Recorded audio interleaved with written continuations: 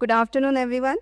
It is my great pleasure to welcome you to this plenary session from farm to plate, unlocking value chains to reduce losses, improve farmers' income, and drive diversification. Thank you all for being here. This session brings together a diverse group of stakeholders like policymakers, agriculture, innovators, researchers, development practitioners, and industry leaders. Together, we will explore actionable pathways from grassroots innovations to policy reforms that will take us from farm to plate in an equitable way. I would like to now invite my colleague, Rituja Basu, to briefly set the context of this session with a presentation. Thank you. Good afternoon, everyone, and welcome to our plenary session from farm to plate, unlocking value chains to reduce losses and improve farmer incomes and drive diversification. India's relationship with agriculture, land and forests is integral. Nearly 700 million people depend on them for livelihood. However, our natural resources are under stress. Nearly 60% of our land is currently under agriculture, and almost half of that land today stands degraded with diminished soil health. The burden of feeding our growing population is further expected to intensify, with growing climate risks impacting yields. It is thus critical to relook into existing practices with a holistic lens of land and food systems. India's production strengths are undeniable. We are a food powerhouse for the world, the leading producers of grains, fruits and vegetables, pulses, milk. Yet, around 1.5 lakh tons crore worth of food is lost every year between harvest and the market. 78.2 million tons of food are wasted every year on our plates. Imagine what channeling even a part of that back into the system could mean for farmer incomes, for nutrition, for our economy. So the opportunity isn't just to produce more, but to produce sustainably, reduce loss and waste, and ensure more equitable distribution. But working on production and distribution systems alone is not enough. We must also look at restoring our land. Every rupee invested in restoration gives back 7 to 30 rupees in benefits that impact people through improved livelihood, better access to food and nutrition, impacts nature through improving soil health, biodiversity, water quality, and of course, the climate. When we talk about food and agriculture in India, we cannot think farm by farm alone. The real change comes when we look at the entire landscape. A landscape approach integrates forests, farms, water, and communities so that interventions work together and not in silos. Agroecological principles are central here. These are not new ideas. Our farmers have practiced them for centuries. Practices like crop diversity, soil health management, and efficient water use are rooted in tradition. However, today with quick changing climate patterns and intense and changing rainfall patterns, supporting and scaling these with science and policy is critical to making agriculture both productive and sustainable. In an effort to take this landscape approach on ground, we assessed the restoration potential of Gadchiroli, a rain-fed tribal district in Maharashtra. Our findings show that 81% of the district's land holds potential for forest protection and restoration through interventions across agriculture and tree base, protection of forests, conservation of protected areas, and water resource management. This report was launched this morning and is accessible for download. India's farmers are at the front line of climate change. Rising temperatures, erratic rainfall patterns, and land degradation are already cutting into yields. And this risk disproportionately is large on our small and marginal farmers, who account for over 86%. The transition we need is clear. From resource-intensive farming to sustainable practices. That means better soil and water management, resilient seed varieties, crop diversification, and low-tillage solutions. But farmers cannot do this alone. We need to work towards repurposing public incentives, building local capacity, and supporting district administrations to decentralize this shift. While we work towards transitioning our production systems to be more sustainable, we must also look at what happens after harvest and on our plates. Food loss and waste remain critical, yet under-addressed issues in India. At WRI, we adopt a Target Measure Act approach on working towards this issue. where we work with governments and market actors towards aligning food loss and waste reduction goals, enabling measurement of stakeholders through developing tools and frameworks, while also building capacity of how to use them. We believe what cannot be measured cannot be reduced. We also co-design implementable solutions on ground towards reducing food loss and waste, while unlocking systematic enablers for scale, such as conducive policies and access to finance. This change towards reducing food loss and waste in India cannot be brought alone. We host a network of champions, which we call Friends of Champions 12.3 India. This is a network of like-minded organizations across startups, grassroots organizations, think tanks, as well as government agencies, working with a common goal towards reducing food loss and food waste for India. Another way in which we have leveraged partnerships has been through accelerating innovation. Through the Land Accelerator, we have been supporting over 140 entrepreneurs across states by building capacities through tailored mentoring, targeting trainings, and enabling access to finance. And together, this cohort has managed to create over 3,000 jobs, restored more than 1 million hectares of land, and engaged 1.6 million smallholder farmers. At WRI India, we are working towards bringing these threads together, building knowledge, piloting proof of concepts, strengthening coalitions, and developing roadmaps both for state and national governments. Our focus is not just on production, but on outcomes that matter: access to safe and nutritious food, sustainable livelihoods, land restoration, and resilience to the future. With that, I welcome you all to our session and hand back to my colleague Nupur. Thank you.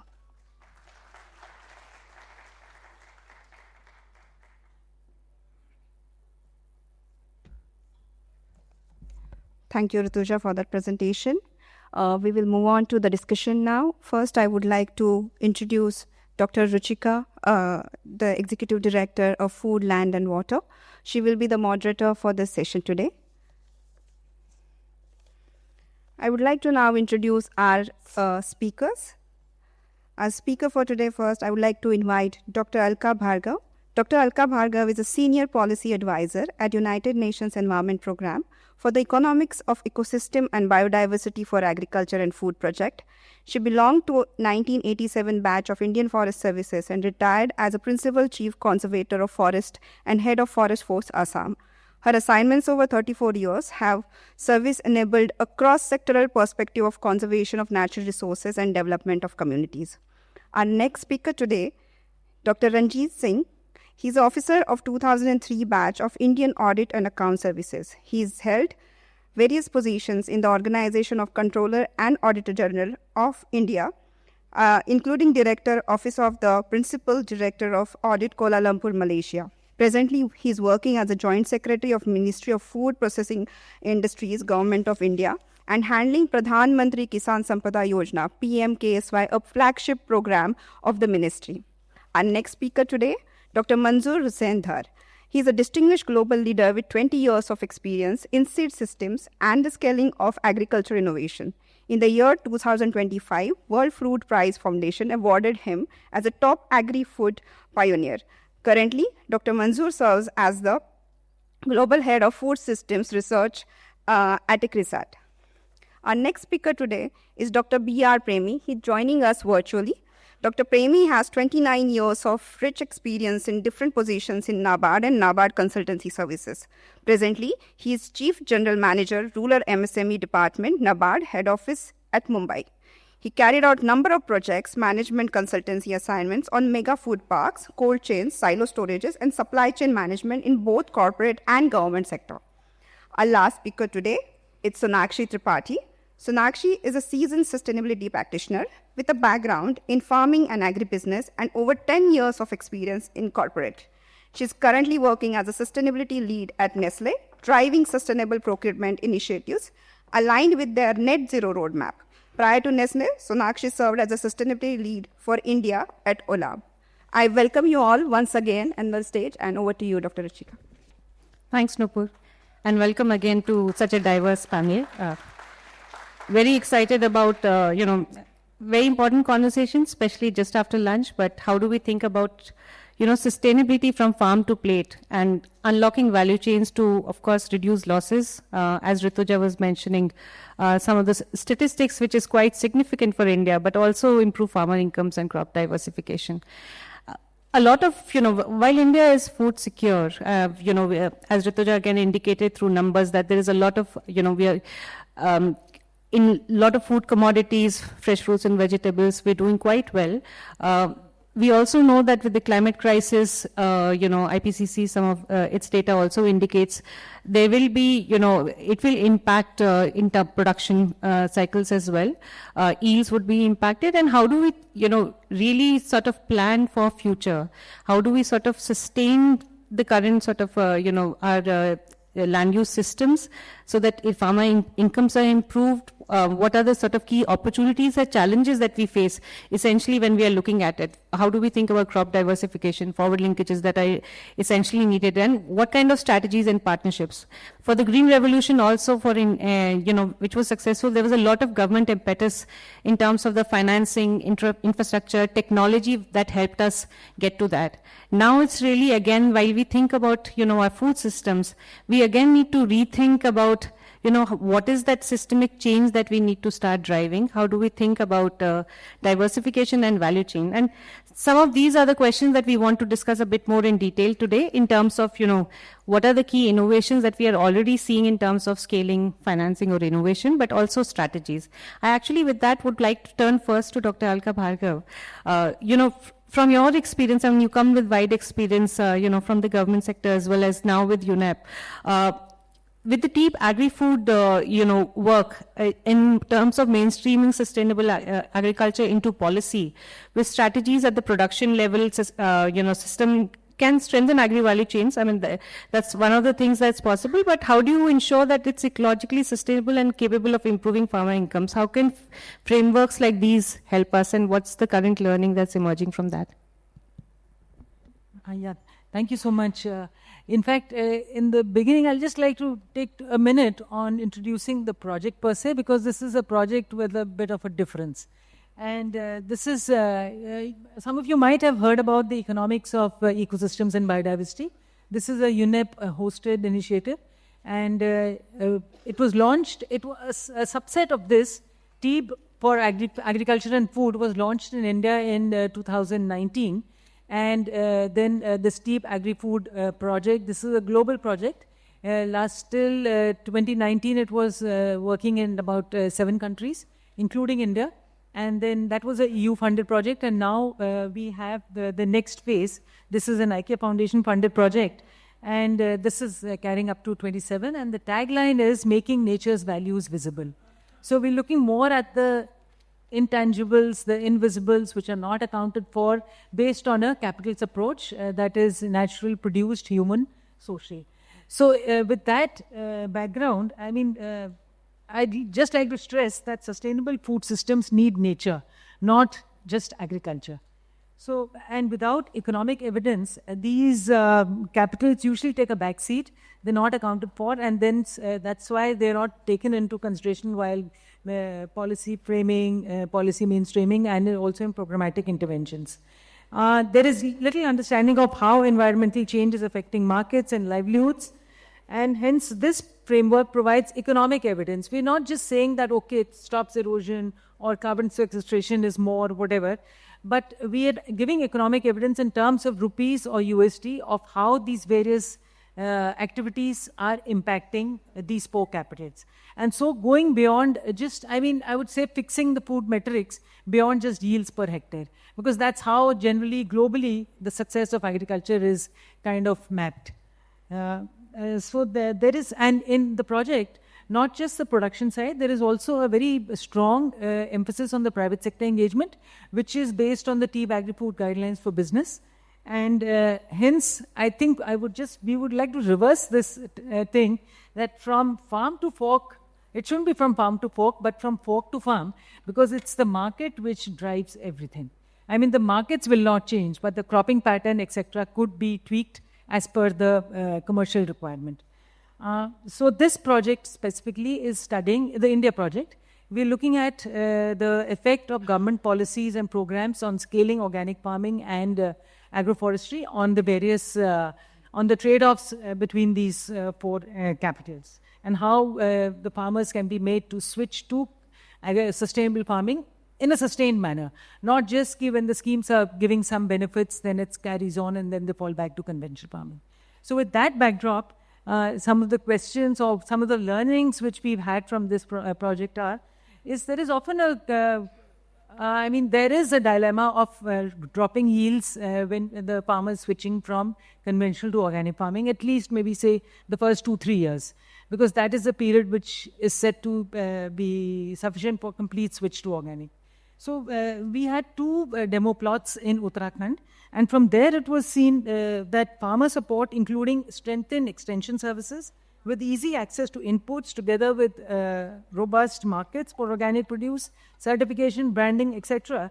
I mean, if the farmers are handheld throughout that period, the conversion period, then it was seen that for peas, there was a 5 to 6% actual increase in the yield, and for onion, it was 4 to 5% in the yield. This is the tangible thing. But the more amazing thing was that there was a dramatic improvement in the soil health. There was increasing mineralization, microorganisms abundance, as well as diversity, and as well as the physical properties in just a matter of 18 months. So we can see how it can affect the entire soil ecosystem, which was pointed out that more than half of our agricultural lands are going towards a degraded state. Switching to organic or natural farming can have a very positive effect. Another thing which has been happening is this monoculture habit of cropping because of various kind of incentives. So when we used the Agri Diversity Index for in UP, it was seen for organic farming. It was seen that it ranged from 51 to 57 for organic as compared to 41 to 50 for conventional. So this ADI is signifying a more diverse, a more resilient agriculture system, which reduces vulnerability to climate change, pests, disease, and market fluctuations. So this was another index which we used. I mean, there are a number of modeling tools which are being used, taking 2020 as the base year and various policy scenarios in consultation with the state governments and climate scenarios. So that are till 2050. Then another important recommendation or the STEEB principles could contribute to is the land restoration. Because when we looked at the Kosi and Kailash watersheds in Uttarakhand, and actually the erosion rates and associated costs for conservation measures could decrease by 4.2 to 11% by 2030 and 4.6 to 16.8% by 2050, estimated savings of about 0.85 million USD. So this was comparing the optimistic and the business as usual scenarios. So this was about land. If we come to water, I mean, we see all these, the disaster which happens every year in the hilly areas of the northern states.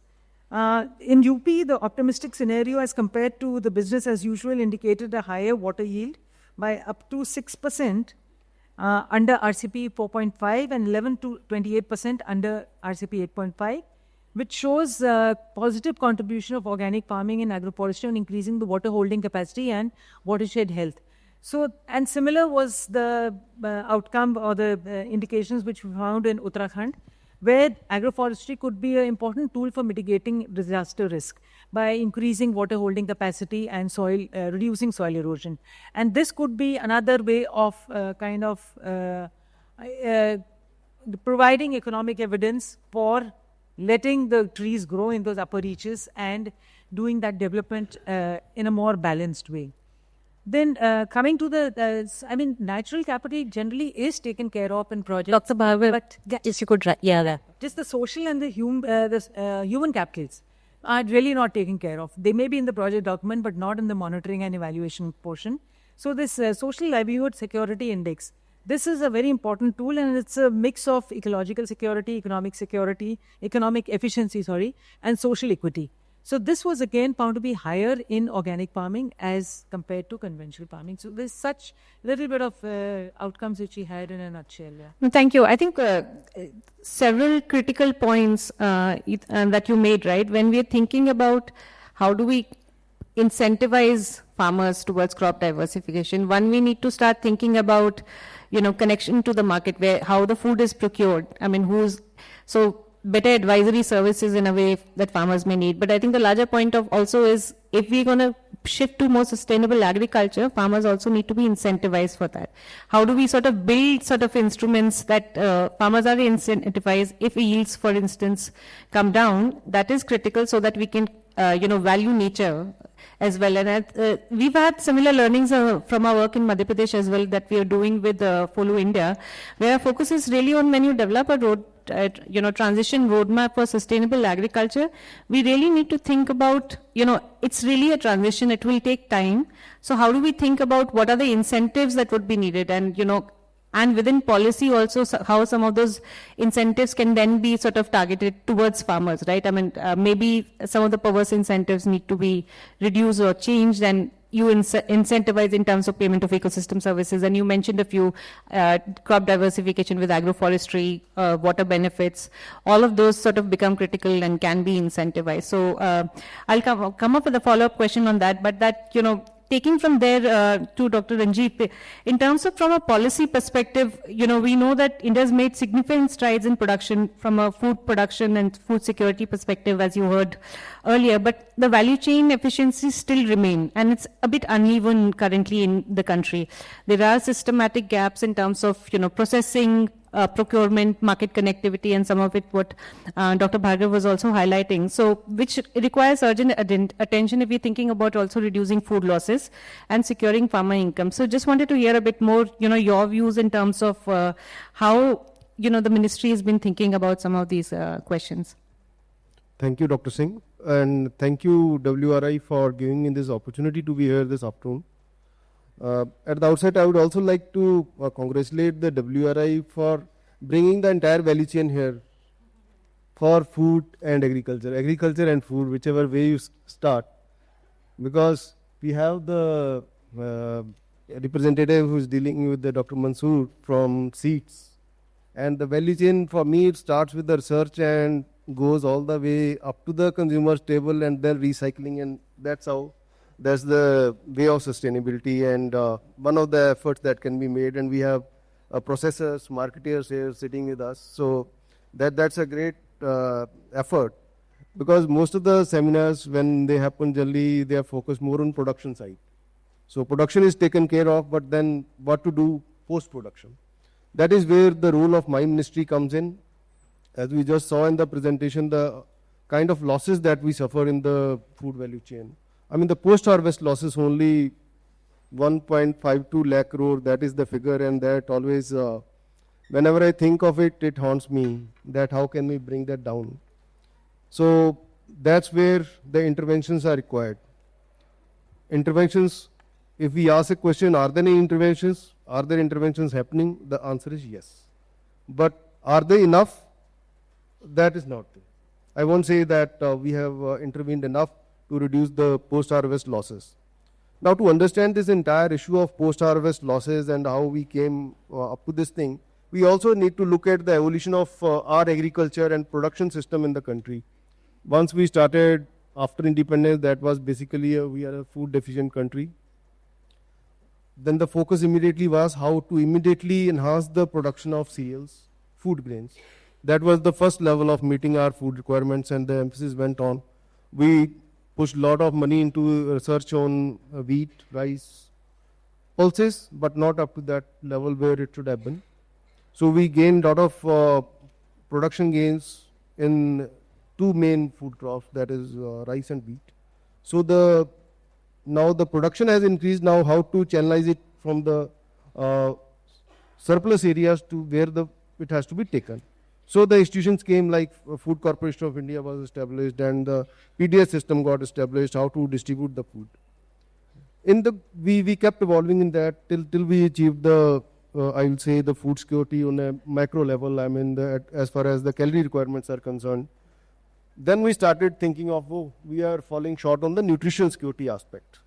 That's how the emphasis started focusing on fruits, vegetables, dairy, poultry, meat, and other things. Now, these crops have their own challenges. The production system, the cereals, they have a long shelf life. They can be stored in the normal temperatures if they are protected only from the vagaries of weather, rains, and high humidity. But the perishables, they need special handling, they need special harvesting, they need immediate storage to the cold rooms, then to the cold storage, and processing and value addition, so that we get maximum to the consumer with the minimal loss. So that's where we are, the government of India is clearly focused on the schemes we are running. They support setting up of food processing and value addition units. So there, still there seems a lot of work needs to be done on this. And both the ministries, production side, I mean the three ministries which are focused on production, I mean agriculture and farmers welfare, animal husbandry, dairy and fisheries, as well as, fisheries, it covers there. So they are focused on production, and we are trying to focus on increasing their production, their processing levels, as well as reducing the post-harvest losses. And I'll say we have achieved some success in that. Thank you, Dr. Singh. I think good to note that, I mean, there's still a lot to be done in terms of how do we strengthen the processing part of, especially for fresh fruits, vegetables, etc. that you mentioned. But it's good to know that this, we're starting to go in that direction. And it's linked to the crop diversification point, right? Especially if we want to move in the highly perishable sort of products, we would definitely need the supply chain infrastructure which can help in reducing losses. And losses, as the MOFPI's own study, which it commissioned to NAPCONs, indicates that those are quite high in India. So thanks for acknowledging that, which, I'll move to Dr. Dar, actually. Sort of an interrelated question, right? When you're thinking about the supply chain strategies, that what are the supply chain strategies that can help in building a stronger domestic market linkage to promote crop diversification and reduce farm dependencies on few staples? As you know, there is acknowledgement that there's a bit of a monoculture that's happening, but opportunity for diversification. But what's really needed that, we can change that, and it requires really bringing multiple stakeholders together. And if there are particular examples in terms of emerging technologies, that could help in sort of capturing these opportunities, right? How do we sort of, what's the role of technology, if any, in this as well? Thank you very much. Thank you, WRA, for inviting me for this session. As rightly said by our Joint Secretary, India's agricultural value chain is still dominated by rice and wheat. And if we really want to make farming resilient and want to secure farmers' income, there's a need to diversify, also strengthen supply chain linkages. Now, coming to the question on what strategies are needed, if particularly in the context of crop diversification, I always, believe that, anything that you introduce to the farmers when they're growing rice and wheat, and it's becoming increasingly difficult for the governments to get these crops, replaced by newer crops, with different reasons, of course. The technologies in the form of the crops and varieties have to be always, context specific. There has to be a match, how it, in the context of whether it suits for the farmers, and also, there is a local demand for that. Now, we were talking about green revolution when rice and wheat got suddenly jumped because of the modern varieties, and also the response to the fertilizers, and their increase was so high. The nature is also playing its role, because we are seeing also the water tables are depleting, the temperatures are increasing, and I'm telling you, there could be a little slow change happening, but there's a natural change also happening. We'll be left with no choices to change the crops, right? And we're already discussing about crop diversification, bringing new crops and, advising farmers to use better crops which can sustain climate change, which can require less water or things like that. But then it also is challenging because farmers are also, always comparing with the crops in terms of how they benefit from them. They really don't see a lot of value or incentives. If we talk about environment to them, if we talk about nutrition to them, what they want to see is the cash, the income, the benefits and the returns from the crop. So in that context, it's always good to bring the crops that fit in that local context, and there's a demand for that. And secondly, it has to be always supported by some, collective setup. We have we have farmers who are very small, marginal. Their land sizes are very small, and aggregation has become very important. Not only just because they can access to market together, the risk can be also minimized. They can do collective marketing. They can do collective bargaining. They can minimize the involvement and can possibly eliminate the involvement of those middlemen that they're taking a lot of share in the value chain. That's something that is needed when we are introducing new crops. After that, any new crop, when it's introduced to the farmers, and there's always a risk, and farmers would need to be incentivized for that risk. I think there is if as a policy we want to introduce a crop that is needed for the country, because we're getting imports, there's different policies that are hampering our even import policies as well. So we need to incentivize farmers for that initially. That incentivization can be in the form of simply procuring their produce back, giving them a good market, minimum support price, fixing that price, whether it is pulses, whether it is oil seeds, or whether it is millets, anything like that. Then, the biggest issue with these crops has been that the processing is not near to farms. So, arrangements like, near to farm processing, like we have dal mills for pulses, we can have oil press for oil seeds, and similarly like flour mills for millets. So if they are kind of provided near to farm, there's a possibility that farmers can. That's one thing that's very much important.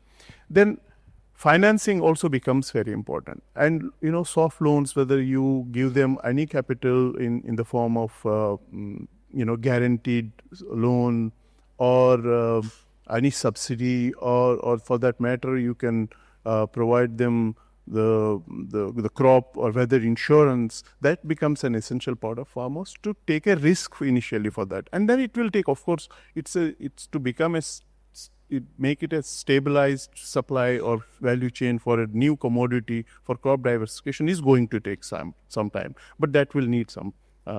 At the same time, policy should also support these interventions. When I say how policy, how it should support is not only just giving them the price, but also possibly involving them in the subsidized schemes, giving them access for procuring through some, government has a lot of schemes. For example, millets. If we can incentivize them by just procuring that and giving them in midday meals. I think some states have already started that. But if it's a national policy, I think the production supply chain of those new commodities can work better.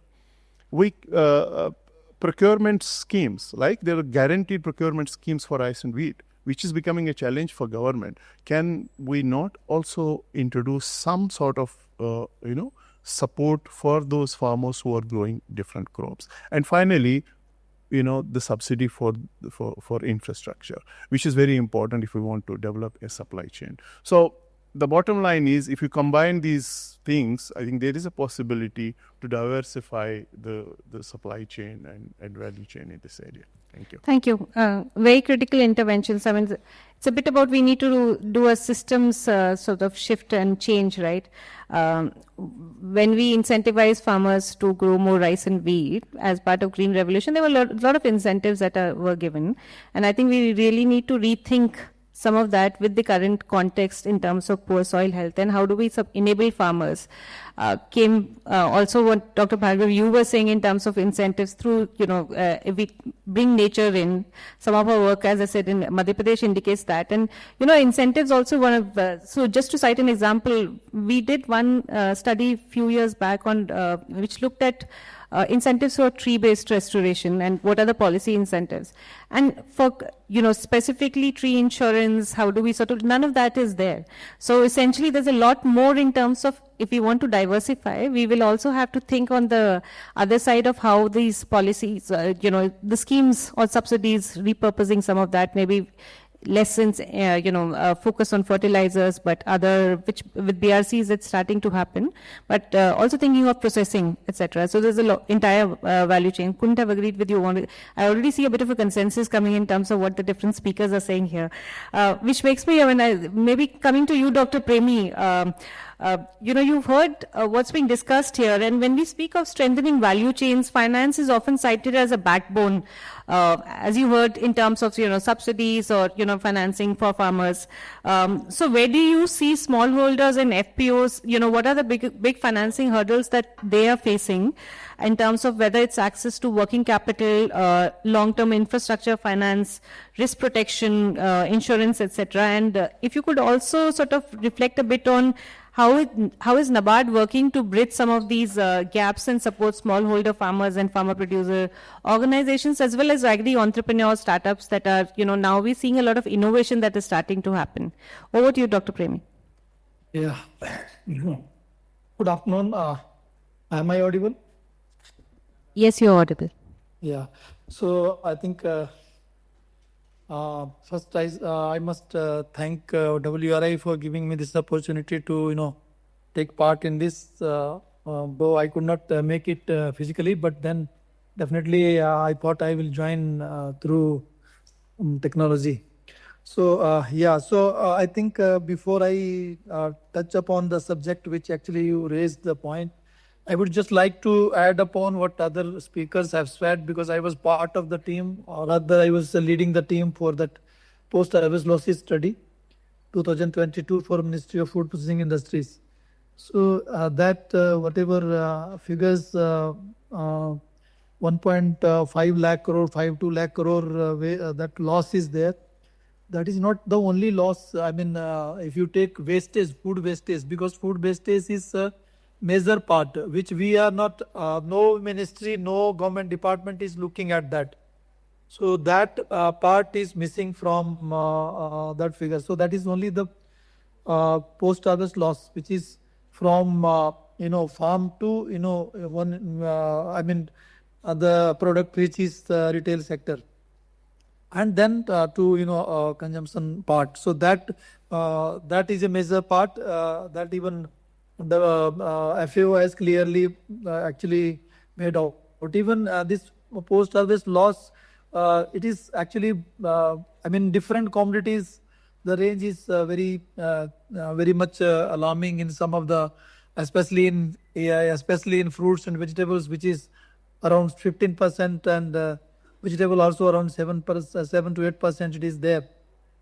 So actually, first and foremost thing, we should try to understand what is food loss and what food waste, and then accordingly reorient our strategies. And it has, it's very commonly said that a ton of food waste reduction is contribution to the production. So a ton of production is available to us for consumption purpose. So that's why it has, I think, like agriculture as such has lot of environmental impact. This also has similar impact on the environment, and that's why I think there is one concept of food mile. So that is producing food near to your consumption point. So so that actually need to be promoted to reduce this, and this Make in India initiative what the Government of India has taken up is a good initiative to reduce the Make in India and for domestic consumption. So that point I wanted to make. Coming to the credit part, actually credit part, financing of food industry is very, very important. Actually, it is not like financing any other industry. So suppose if we are manufacturing a pen, we know what is the input, what is the output. So we can control our prices both side, or we can fix our prices, our MRP as per that. But it is same is not the case with the food industry. Many bankers, they do not know how to assess the working capital requirement. Because of seasonality, there are a lot of issues. So suppose if I am manufacturing, say, apple jam, I have to store the apple. I can't store the apple. I have to store the raw material by converting it into some other form and then produce it. So that major challenge is to assess the credit requirement of a particular unit. So for that, a specialized knowledge is required, which actually bankers does not have. So earlier NABARD used to facilitate banks. So now that work we are still doing, but then now there is mostly the banks which they were having the earlier technical services that they have. I think most of the bank they have now discontinued. So that assessment of credit is a major challenge. Another important point which NABARD actually, there are many things which actually in this sector can be discussed, but I would like to touch upon few of the things where NABARD is directly involved. So somebody was telling that there is a need for aggregation. So NABARD actually is actively involved in organizing these people, farmers, and mostly I think NABARD did a pilot. And that pilot, we could actually, with that government support initially, we had one fund where government also contributed, and then ministry came up with another Ministry of Food, Ministry of Agriculture and Farmer Welfare. They came with another scheme, 10,000 FPOs. So we are a part of that scheme also. So in all, around 6,000 FPOs we have promoted across the country. That is one area where we are focusing. Second is primary agriculture cooperative societies. So we all know when we were in villages, so there used to be some society nearby our village. We were not aware what these people are doing. But these are the primary agriculture cooperative societies. There could be other type of societies also, but agriculture cooperative societies, their role was just distribution of fertilizer in those days. But now these primary agriculture cooperative societies, now we are converting them into multi-purpose cooperative societies, so they can do any kind of work. For that, now a separate ministry for cooperative sector has come up, and they have come out with a policy. And if we relate it with the post-harvest losses, so right now the largest grain storage godown system is being implemented through these primary agriculture cooperative societies. So where actually each pack will be given is a minimum size godown, so that the whatever is produced locally can be stored there for a longer period. So and that will reduce our post-harvest losses. It is basically a decentralized way of procurement. Right now, FCI is procuring at one state, and they are taking it to the center pool, and then it goes back to the same state. It may go to the same state for consumption purpose. So that transport of crisscross transport of the material can be saved to a great extent. We are working with most of the ministries. So Ministry of Food Processing Industries, sir is already sitting there. He may be aware of that. NABARD is partner to Ministry of Food Processing Industries also. We provide concessional loan to the mega food park and agro processing clusters. I think ministry is having proposal to increase the corpus of that, but so far that has not come. But then still that facility is available. Many of the food park, they have availed it through NABARD. So we provided that support to the food park and mega food park, and that I think that scheme is one of the major scheme which has contributed to the great extent in reducing post-harvest losses. Our study also that which I was a part of that, we have actually tried to assess that how the infrastructure creation has actually resulted in reducing the post-harvest losses. Figures are given, report is on the website. So actually, though there is increase in post-harvest losses, in terms of value, but actually if we compare it, even volume terms also there is increase because production is increasing. So definitely percentage is coming down, but then the production is increasing. So what happens is that the total volume of the losses goes up. Similarly, the prices of the commodities. Dr. Premi, can I request you to wrap it up in a minute? We are running a bit late here. So I think I have covered most of the things. So any specific question we can discuss further. So I mean to say is that there are schemes by different governments, and everybody is concerned about these post-harvest losses. Definitely, one more point I would like to make is integrated approach, which need to be followed. So we need to come out of silos and then focus on the one objective of reducing post-harvest losses, and then only it will be possible. Actually, technologies are available that need to be disseminated to the grassroots level. Thank you very much.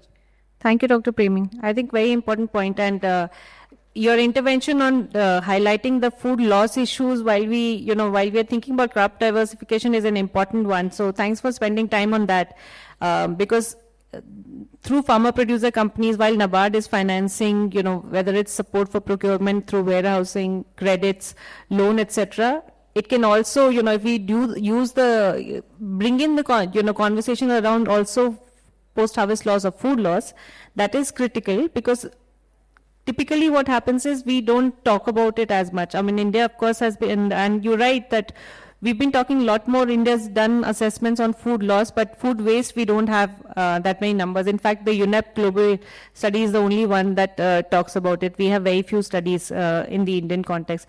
But coming to you, Sonakshi, last but not the least, I mean, from the private sector perspective, industry is always at the end of the value chain, but you have to look at the whole inefficiencies also within the sort of upstream, which can impact your supply chain and business as well. So if you could talk a little bit about Nestle's sourcing experience, what are the challenges if you've seen in terms of aggregation, quality, logistics, which stand out as barriers in terms of, if we have to think about how do we build a resilient, inclusive supply chains, and how can these challenges be potentially addressed if there's work that you're already doing which could help in also better price realization for farmers? Yeah, so first of all, thanks a lot for inviting me. I'm very happy to be here. And answering to your question, Ruchika, see, I think as Sir said that a lot of interventions is already being done, but still there's a lot of opportunity. Still the potential is a lot. And we are still struggling with the fragmented agri supply chain, right? So limited access to the technology, limited access to data, and also because of the aggregation, it becomes incredibly difficult for us to buy a consistent quality from a same region, right? We do need to do a multiple testing in order to get a desired quality, which not only bring inefficiency in the total supply chain, but it also increase up the cost, right? And it forces us to, it sometimes also challenges us, to make any resilient supply chain model for a company, right? And last but not the least, I would also like to touch upon another pain point, which is a visibility or a traceability. Because as we all know that there's a lot of data inconsistency in the supply chain because of aggregation level at the marketplace. The record keeping is not up to the mark, which is why we never get the visibility of the availability of raw material. And that is why we sometimes ended up buying a raw material at a high price just to secure a right quality of material and also to ensure supply. So there are a lot of challenges which we have been facing as Nestle, but I think apart from a company, farmers do also face a lot of challenges because of this fragmentation. Like, if sometimes a multiple batches gets rejected, then it ultimately leads to the financial loss to farmers also. And because of this fragmentation or because of the small farm land holding, farmers are not also getting a proper training in the capacity building exercise, capacity building, the activities are not being happening on ground, and they are not very well versed with the requirement of the market. They do not know what exactly required for the market, and hence they are ended up going into the losses. So, I would say that there are a lot of opportunity basis which we can improvise this. Even in Nestle, we have initiated a journey 3 years back. And currently we are working with 30,000 plus farmers where we are doing this capacity building exercise. We are bringing farmers on board. We are just telling them the requirement. We are working very closely with our suppliers so that we can remove as much as local intermediaries as we can in order to improve the margin at the farm level, and also to get a consistent quality from a single place so that we can also, compensate the losses which we have been facing because of the multiple testing. And apart from that, I would also would like to touch upon the data part, wherein I think the digitalization could play a great role. In Nestle, we are also focusing on that, and we are bringing a blockchain technology, basis which the farmer can easily understand that what is happening in the market, what is the right time to sell their produce, and company can also take an informed decision that what is the availability of raw material and what is the right time to buy a right quality of material. So yeah, that's it from. Thanks, Sonakshi. I think very important point. I mean, how do we, the role of technology, digitization is critical, especially if you're thinking about traceability, but also ensuring that, you also know where the food is coming from. I guess from a business perspective, probably you're also hearing a lot more on, consumer side also asking for that. And goes back to, I think, what Dr. Bhargav also, I mean, if we hear more, the procurement start, from farm to plate, it becomes, the other way around, plate to farm. There's a lot more businesses like, yours can also think about how we sort of plan the other side, the backward forward linkages around some of those aspects becomes critical. So moving to, the second round of questions, but I'll request all panelists, just to, if you could keep your interventions within 2 to 3 minutes maximum, but first starting with Dr. Bhargav. You heard a lot in terms of everyone sort of agrees that there needs to be crop diversification. We need to think about the entire market linkage, issue of financing, enabling conditions, rethinking some of the subsidies or powers incentives, etc., is becoming critical. But from your perspective, when we think about scaling sort of sustainable value chains, what are the critical sort of enabling conditions in policy, finance, or technology or partnerships that are most critical that you've seen, which we should actually take away from this discussion? Yeah. In fact, that's really important, because we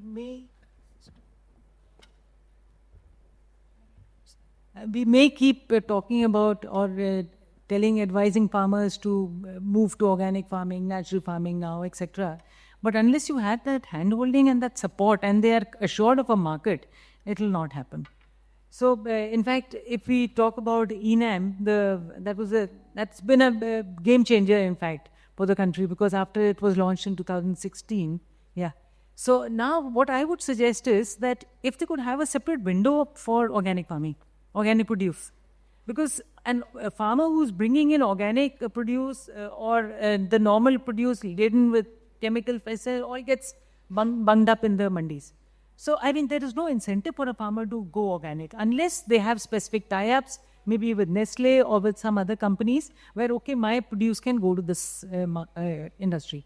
But otherwise, it's all mixed up. So, if a window can be created in ENAN, that'll go a long way, so that you have dedicated markets just next door also for organic produce. Then another thing which Sonakshi mentioned, that the data availability for your supply side is very, very limited or not there as such. So if we could move towards contract farming in whatever form, a formal agreement or an informal thing, but yes, both industry knows that I can get my produce of the desired quality, quantity when I want it from this group of farmers, and the farmers are also incentivized that, okay, I'm getting the raw material, all the good quality planting material, and I'm assured of a price and markets, then it's a win-win thing for both. So that could be another thing. And also, I mean, apart from the market, they also get the technical know-how of how to grow and how to process. Coming to that portion also, that there could be a bit of value addition at the FPO level also. So expanding from just production to a little bit of value addition, increasing shelf life, and so their bargaining power increases. So that could be one. And then also, we were also talking to EPIDA, then you have these Export Promotion Council for Handicrafts, like if we go to agroforestry also. These councils have a very important role in educating the farmers about reaching markets offshore. I mean, their certification is still a problem. I mean, it's not readily understood by the farmers, and also, I mean, it's a little kind of complicated.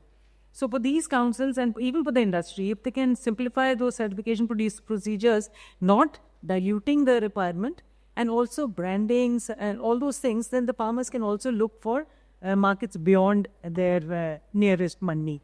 So these could be some. And then There was also, I think you mentioned about the millets being taken from local. I think, or was it somebody said about in the PDS? The procurement, yeah. I like to take an example of this. In Brazil, our team had helped in this, that the farmers, they have identified, they define family farmers, and the organic produce from those family farmers is procured for welfare schemes. So similarly for our midday meals or Anganwadis or kind of this, it becomes mandatory by a policy decision to take up these things from the local farmers. So that will be another incentive, and they have a ready market. And institutional finance, because NABARD is there, that is critical. I mean, the Kisan credit cards have really changed the scene in the crop sector, animal husbandry, fisheries. But Dr. Premi, we still don't have anything for the tree growers. And so if NABARD could take a lead, and there was some set of guidelines for the bamboo sector, but what I taken out by NABARD, but again it goes case by case. It's not something which can be used pan-India. Yeah, thank you. That is very important. No, absolutely right. I think we have to think about innovatively about, ENAM procurement is a good example, whether it's organic or even sustainably sourced, right? There's a lot more focus on good agriculture practices. What is that, basically we know where the food is coming from, based on that incentivize, but get farmers to sell it through some of these different windows, and also thinking through in terms of data or availability. Like I think, Sonakshi, the point you made and Dr. Bhargav sort of re-emphasized, right? If people, what is going to be procured, what should you grow should also depend on where the, the market is demanding for. And we need bit more sort of advisory services or connects on some of those, so that, whether it's through farmer producer organizations, contract farming, or whatever different institutional mechanisms. Moving to you, Dr. Ranjit, I mean, just, from the MOPP's perspective, I mean, if we think about looking ahead, I mean, you heard a lot that there's a lot to reduce food losses as well, and in terms of processing that needs to be done. What policy innovations do you think, the ministry is already considering, which could unlock or support in large-scale diversification and, for more climate-resilient crops or perishables, for instance, fruits, vegetables, etc.? Yeah. Currently also, presently we are running 3 schemes where the major focus is on perishables. Be it Prime Minister formalization of micro enterprises, then is Pradhan Mantri Kisan Sampada Yojana, which have 6 subcomponents to it, including the integrated cold chain and value addition infrastructure, which supports dairy units, milk processing units. We have supported many, which supports poultry, even fruits and vegetables gets covered under the operation greens. The unique thing about this scheme is that it is end-to-end. We support the farm level infrastructure as well, starting with the grading and cleaning and then packaging and taking to the processing facilities, and then processing, and then marketing hub and even the retail outlets. So that the entire value chain is covered in that scheme. We also have supported mega food parks, and now we currently run the scheme for agro processing clusters on a slightly smaller scale, because for mega food park, the minimum land requirement was 50 acres, which was difficult for many entrepreneurs to assemble. So we came out with the scheme on agro processing cluster, which requires 10 acres, where we provide support for setting up the basic enabling infrastructure, including the ETPs, STPs, warehouses, cold stores, plus processing facilities.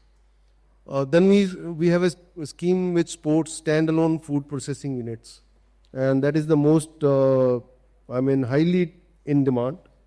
And at times we are falling short of resources to meet that demand in the scheme. Not only that, we also support R&D. We have a research and development, not very big, but substantial part. We support to many, both government sector institutions as well as private. And the condition there is, any research project, it has to be in collaboration with the private sector, so that whatever the technology gets developed, it is for the market. So that also takes care, and most of these new things, they are happening in the perishables sector. In PMFME, the focus in on the formalization, because here the 98% of small enterprises, they are into the food processing value chain, and they're all in the unorganized sector. So the the critical need was felt how we can bring them into the organized sector. So support is provided and hand-holding is provided to get them into the banking channels, to the regulatory channels, regulatory systems, and plus financial support of up to 10 lakh rupees for setting up maybe a cottage stage or a household kind of a processing facility. And that also is in quite very good demand. Apart from that, the group, the self-help groups, FPOs, they have also provided support to set up the incubation centers, where the common facilities are supported and people can bring produce their process and then take it back on the hiring basis. So these are the things. And plus for the larger companies, there was a PLIS, the Performance Linked Incentive Scheme, which also has been very successful. And in this way, we cover the entire spectrum. Going forward to the next finance commission cycle, we want to continue this support for all the sectors, for the entire sub-segments in the food processing value chain, be it fruits, vegetables is the most critical, milk, thanks to our well-established post-harvest and post-production systems, the losses thankfully are low. But the thing is, the challenge is where we want to increase value addition to the milk products so that the farmer get better realization. As of now, much of the milk is sold as raw milk at the farmer level. Yeah. So they're not getting value. So these are a few of the interventions we would like to continue with. Thank you. I think important, so there's a lot of policy incentives already there, but also forward looking in terms of what needs to be done. One point that comes to mind is, and I think this was also discussed earlier, how we think about integrated landscape approaches. Where production is happening, if it's about certain kind of, aggregation of horticulture or perishables, maybe that's how, we have more data informed strategies on where processing centers, if it's a decentralized level, and how we sort of connect to markets. So some of those questions would also come up and one can think through on that. Moving to you, Dr. Dhar, you heard a lot about, you spoke earlier as well in terms of the innovative production system that are already happening, which can help in diversification for strengthening the value chain, whether it's on seeds, climate resilient practices, etc. If you would, could take a couple of minutes to give one example of innovation that you think, has really worked and enabled crop diversification and improved, also helped enabling farmer incomes, enhancement of farmer incomes here. Well, for crop diversification, I think before I can give an example, it's very important that we have, the first and foremost important thing is that there's a demand-led innovation. And when it comes to demand-led innovation, it's something that could be co-designed, right? Whether it's a practice or it's a crop variety, the stakeholders starting from farmers, both males and females, who can have different preferences, they can have different needs, and then different stakeholders in the entire value chain, whether it's a miller or it's a processing person, all their needs have to be considered when we're developing a product. Let me take an example, because eventually it has to be accepted by the market. If market is looking for a red color grain and farmers are growing white color grain, they're not going to really get those prices. If market is looking for a bold grain size crop and then farmers are using actually small grain size, that's not going to fetch them the good price. So that co-designing becomes very important. Now once that is developed, then the sustainable supply of seeds becomes very important. And let me tell you one thing here, when it comes to seed, I think private sector plays a major role here, whether it's hybrids or it's not hybrids. Public sector breeding is good, but I don't think they are adequately, capable of fixing the seed system issues. Private sector is which can play a huge role. And there are many examples, particularly in hybrids, where they are taking care of a lot of things. Now, once that is done again, how you demonstrate the clear economic benefits to the farmers? It has to be very simple metrics. You don't talk about so many technical things which farmers actually cannot assess or cannot even witness. You talk about what are the yields, what's the net margin for them, what are the losses that they can experience, and strength and extension as well. demonstrate new crops or varieties or technologies the way that farmers learn from them, so that wider adoption takes place. Once you build in these areas, the adoption of a new intervention, whether it's crop or any technology, becomes easier for us. Now, coming to the examples, there are many examples in the world globally where let's talk about hybrid maize. Drought-tolerant maize in Africa. This is a very good example where breeders from CIMIT, did a lot of work in the development of the variety. But then it was private sector who took it forward and gave it to the farmers. And there's good evidence how it has changed the people's lives. There are many examples in India as well.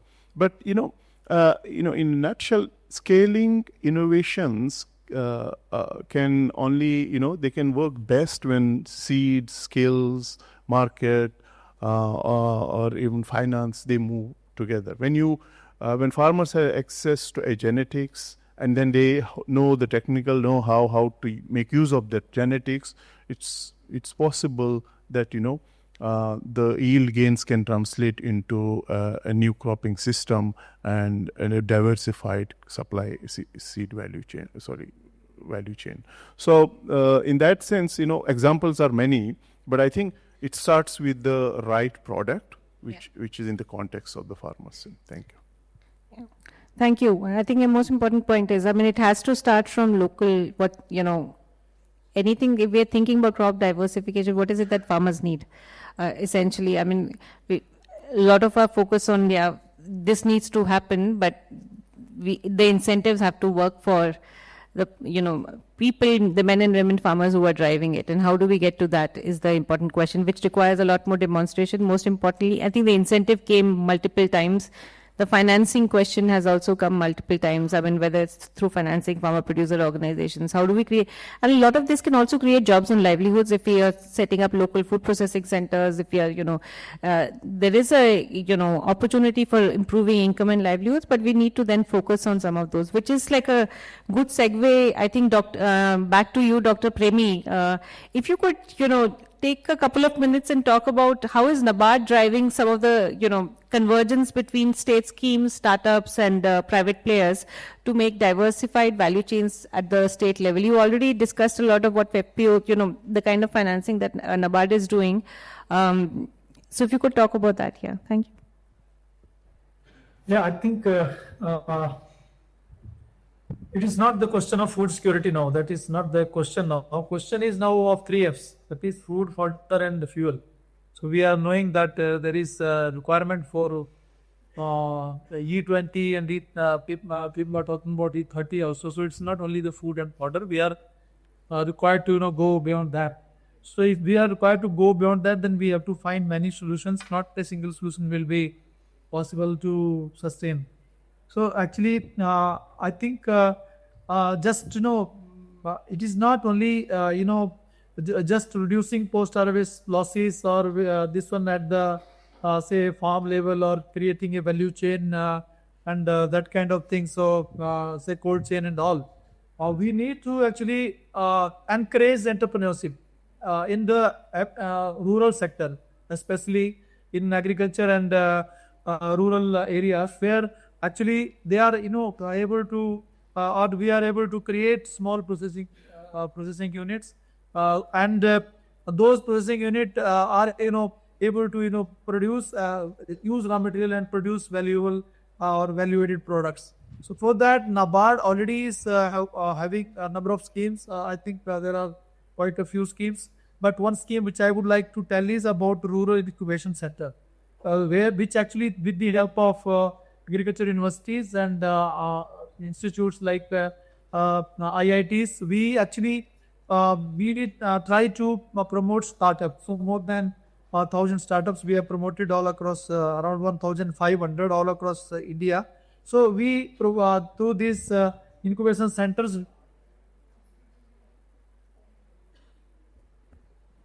We've lost you, Dr. Premi.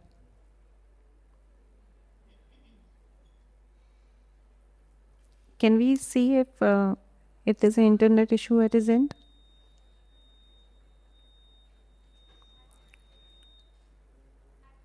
Okay. Maybe, Dr. Premi, we can come back to you if your internet improves. I'll come to you, Sonakshi. You know, from an industry perspective, you've heard a lot about partnership models, what farmer-producer organizations, self-help groups, or state governments are doing. So what's the promise in terms of ensuring that investments in processing and market access actually result in tangible benefits for farmer income and diversification? What is your sort of experience from the industry perspective on this? Dr. Perry, we'll come back to you. So I think, for such projects, collaboration is the key. Not a single company can bring an entire change into the upstream supply chain. So we need to collaborate with other industry players, with the government, with FPOs, with other input companies, and so on and so forth. But we do also feel that no one model fits into all strategy or fits into all kind of systems. So it also depends on your ultimate objective, right? And every model has its own uniqueness.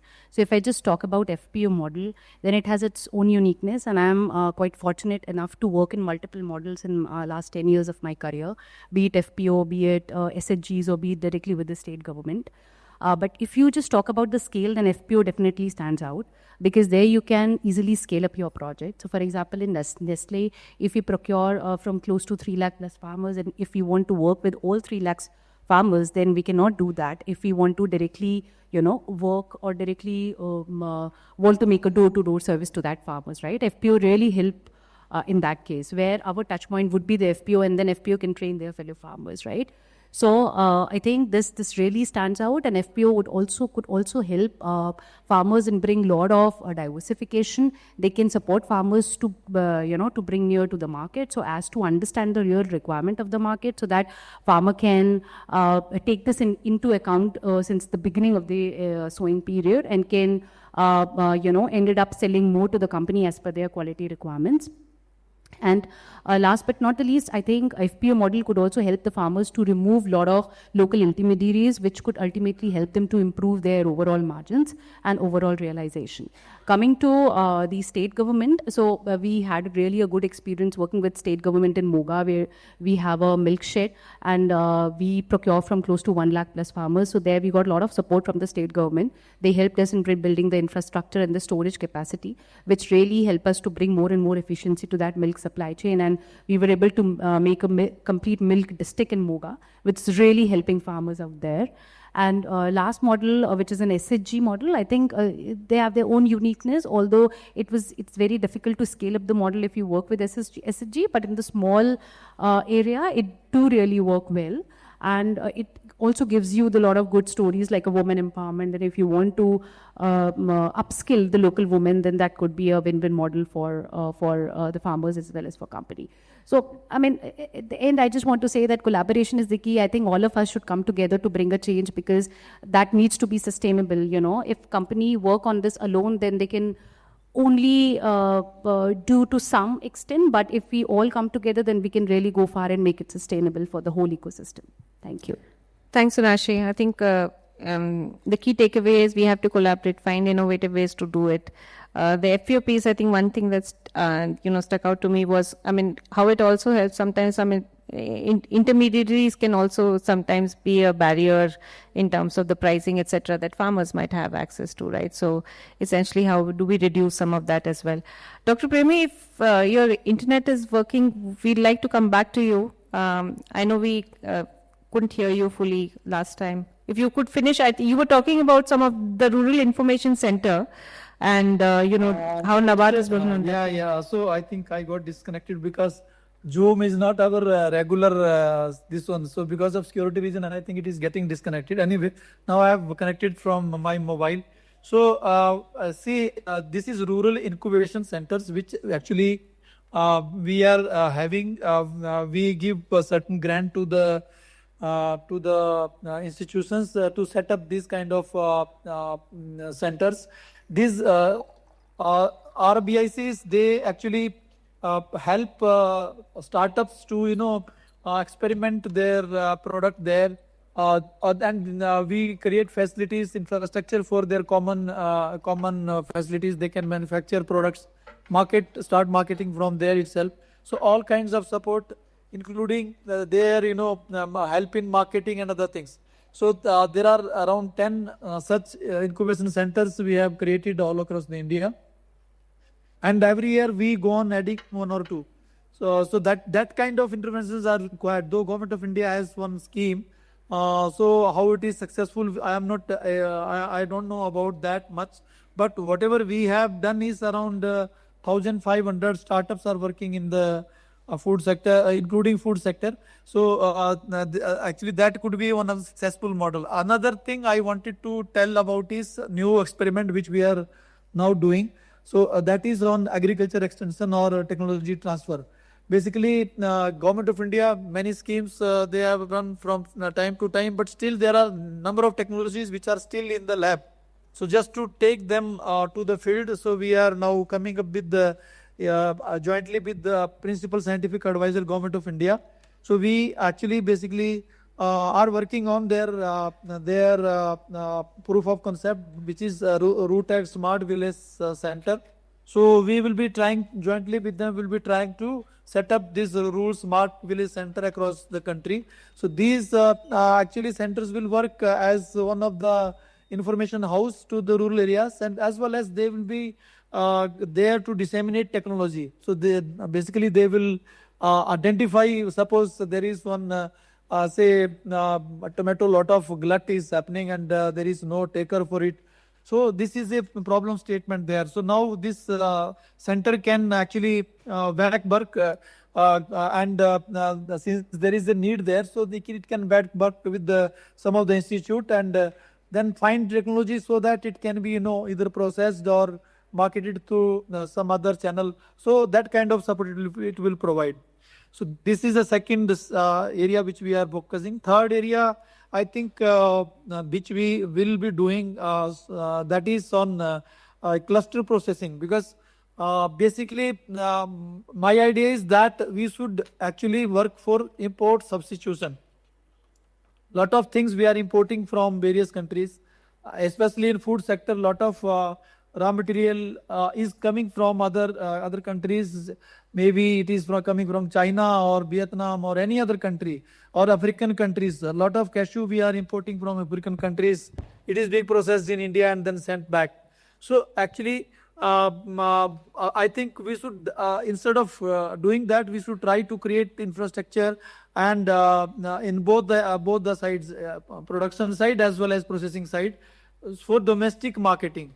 So if our focus is domestic marketing and we create products for domestic marketing, then definitely we are going to save in our lot of foreign exchange, as well as at the same time we will be able to create lot of employment opportunities in the country. I think these were the major points which I just touched upon. Thank you, Dr. Premi. I think very critical, and it's very, very glad to hear that NABARD is actually thinking about if we have to move towards crop diversification. My key takeaway is how do we support entrepreneurship, rural incubation, and the right kind of financing instruments. We'll come back to you on some of this and how this can be actually designed better. It's hard to summarize this discussion, but I'm going to leave that to my colleagues and I'm going to pass it back to Nupur. Thank you so much. You've been excellent panelists, and this has been a very rich discussion, but over to you, Nupur. Yes. Thank you so much. Thank you all the panelists here for the engaging conversation. I would like to now invite my colleague, Dr. Sampriti Barua, Program Head, Sustainable Agriculture. She will be delivering the concluding remarks on this session. Thank you.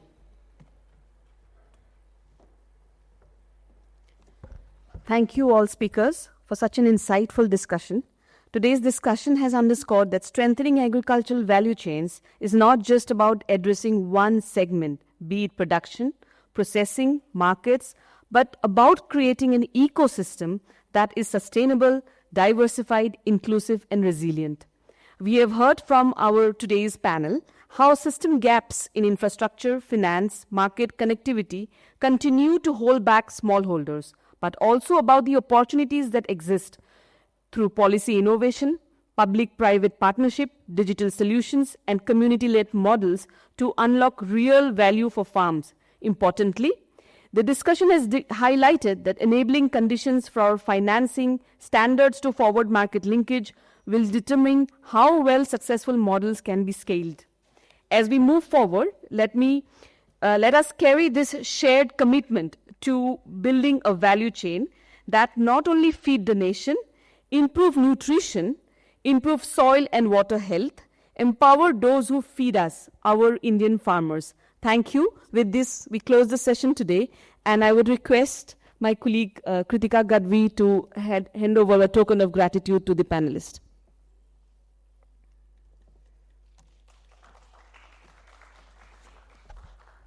I would also request all panel members to come together for a group photo.